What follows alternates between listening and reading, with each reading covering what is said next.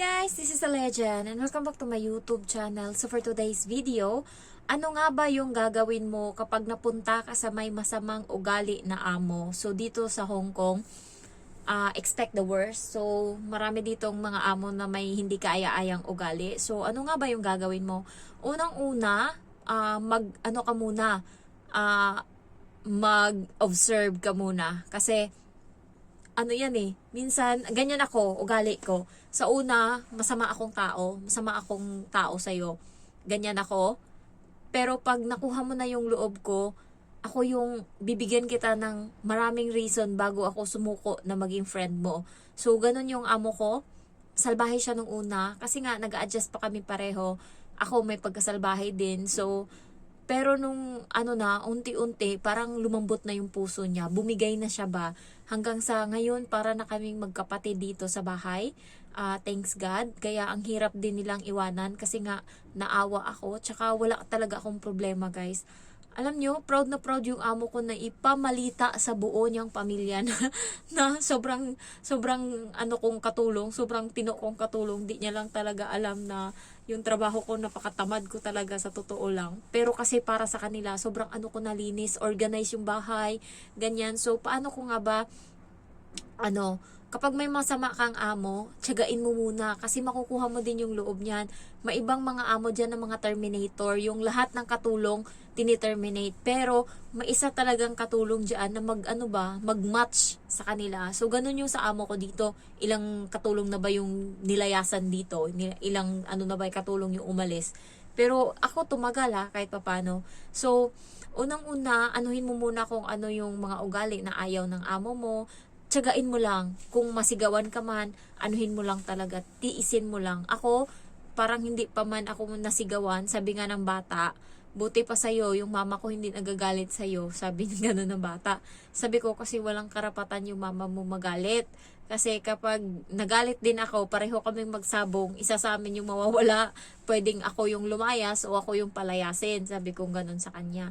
So, tiyagain nyo lang guys kasi kinukuha nyo pa yung loob ng amo nyo. Ang gawin nyo is maging kayo, patient, and then dapat talaga kung mga tulong kayo guys, huwag nyong isipin na mahirap yung trabaho. Mahirap talaga sa mahirap kasi nga nangatulong ka. Every minute dito binabayaran sa'yo. Kaya kailangan pagtrabahuan mo talaga. Hindi katulad ng ibang mga katulong na ang tamad. Anong pinunta nyo dito sa Hong Kong?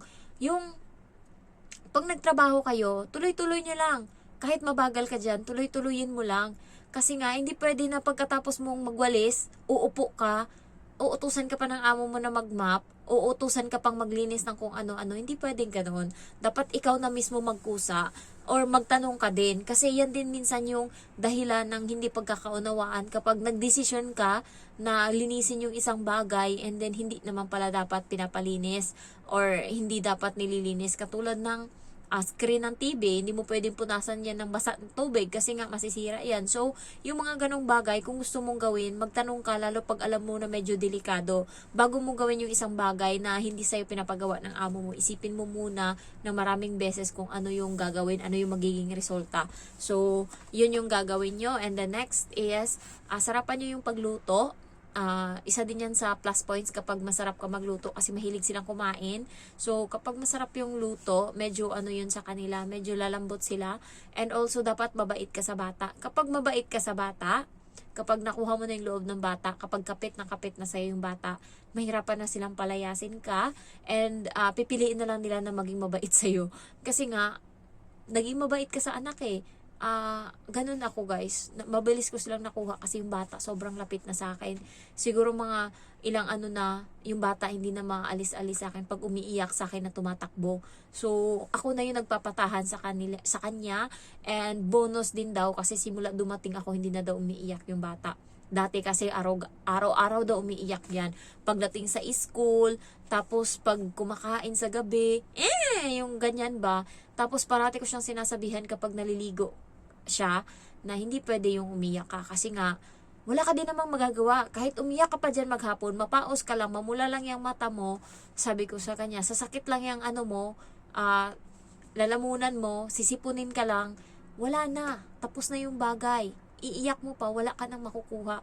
So yung bata nakakaintindi, alam nyo guys, yung age na yung bata is matututo and magbabago yung ugali, start 4 years old hanggang 8. Yan yung mga time na, or 3 years old hanggang 8. Yung mga time na yung bata is natututo, nag-aaral, and yan yung time na dapat ipasok mo sa kanya na alam niyo yung mga magbubuting asal, kasi doon maano nyo na may yung ugali ng bata. Ayun yung nakakatuwa. Alam nyo, kahit pa paano natutuwa yung amo ko kapag yung bata nagsasabi, magandang umaga po, salamat po, nagaganyan yung bata, tinuturuan ko konti. Tapos minsan, kumakanta siya. Kaso minsan na-overshadow siguro yung amo kong babae kasi mas pinipili na ako ng bata. Minsan nakasimangot siya. Kaya pag ganun, inuutusan ko yung bata na puntahan niya yung mama niya. May gagawin lang ako ganun. So, dapat guys, alam nyo kung galit yung amo nyo, huwag nyong sabayan. Alam nyo dapat kung ano yung kiliti. Kapag alam kong galit yung amo ko, hindi ako nakikipag-usap sa kanya, hinahayaan ko lang siya. Hindi ako pala tanong ng tanong kasi napipikon siya kapag tanong ka ng tanong, nakakapagod. And also, ayaw ng mga Chinese na maraming beses ka magtanong sa isang bagay. Dapat isang beses ka lang in-explain sa'yo yan. Dapat nakuha mo na. Kasi pag paulit-ulit, napipikon sila, na-stress sila, ayaw nila nun. So, ayun yung isa din sa dahilan. And also, napakaano ng mga paglilinis ko sa higaan nila, malinis yan.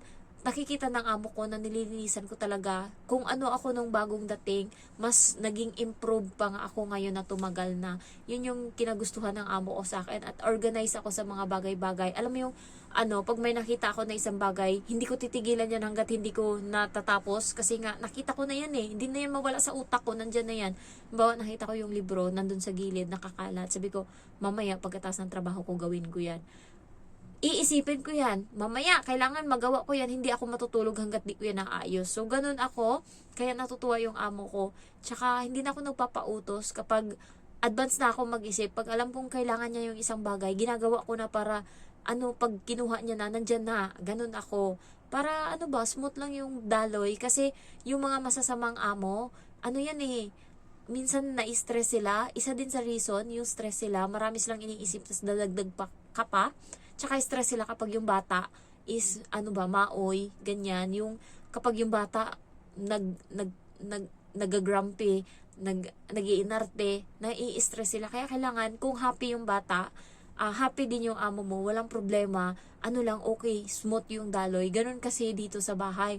Kapag walang problema yung bata, kapag hindi masama ugali ng bata, walang problema yung amo kong babae, wala ka maririnig, mabait siya. Kaya, inaano ko na dapat mabait parati yung bata. Kasi, dati, salbahayan siya eh.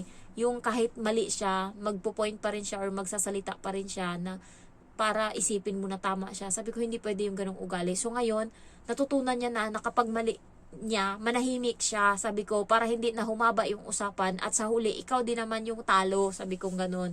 So, yung bata ngayon, okay na siya. Kaya yung amo ko, wala nang problema. Pero pagdating ko galing sa bakasyon, iba na naman ang ugali ng bata, salbahe. Isa pa yun sa naging dahilan. Sabi niya sa akin pagdating ko talaga, kamusta yung tatay mo? Sabi niya ganon. Tapos nag-iba yung mukha ko ba? Tapos sabi ko, patay na siya. Gumanon ako. Tapos nagalit yung amo kong babae sa bata. Umiyak yung bata sa may mesa, pinapangaralan ng nanay. Ako, inayaan ko lang. Pero simula noon, pagkahapon, nilagnat na yung bata. Hanggang ngayon, hindi siya nakapasok ng 1 linggo. Kasi nilalagnat siya. Sa gabi lang siya nilalagnat. Tapos sobrang init niya. Umaabot na ng 41 degree. Ayan, so mag 42, dadalhin na talaga siya sa ospital. So, 41 na siya. And then, pinapainom namin ng gamot, suka siya ng suka. As in, ang ang lamig niya yung parang wala siyang dugo. Hindi ko alam kung bakit. Tapos pagkatapos niya yung amo kong babae, ngayon yung may sakit naman na. So, yun, parang ko na, nakakaano talaga. Alam niyo yung natakot ako kasi nga baka mamaya ako sabihan na ako yung may dala ng virus ba. Pero hindi naman talaga. Kasi napansin ng amo ko, wala naman akong sipon, wala akong ubo. Yung bata, walang ubo, walang sipon. Pero may lagnat, as in, sobrang taas.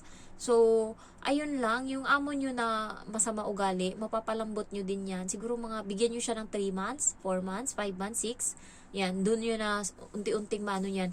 Kapag kasi nagustuhan niya yung gawa mo, ayaw ka na niya na umalis sa kanila, ayaw ka na niya na mag-break, so papakisamahan ka na niya, magiging mabait na siya sa'yo para hindi mo na sila iwanan. Ganun kasi yun, ganun yung amo ko.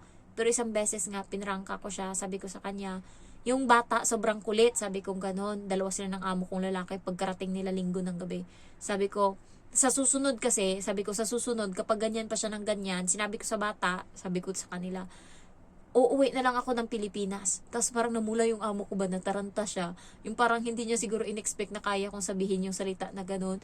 Tapos nataranta siya, sabi niya sa akin, bukas kakausapin namin siya na yung ugali niyang ganun. Kinabukasan, siya na yung sumundo sa bata, hindi na ako kasi yung mukha ko, hindi nagbabago, hindi agad nawawala yung galit. Yun, kinausap niya yung bata na wag na gawin yun. Buti naman yung bata nakinig. Ngayon, okay na yung ugali ng bata so far. Pero alam ko pag umalis ako, babalik na naman to siya sa pagiging salbahe. So wala na ako dito, bahala na siya sa buhay niya. So ayun lang guys, bigyan nyo lang ng chance yung amo nyo. Kailangan nating makaipon, magkaroon ng pundar kahit papano. So tiisin nyo konti para meron tayong perang may uwi. So thank you for watching and I love you all. Bye bye.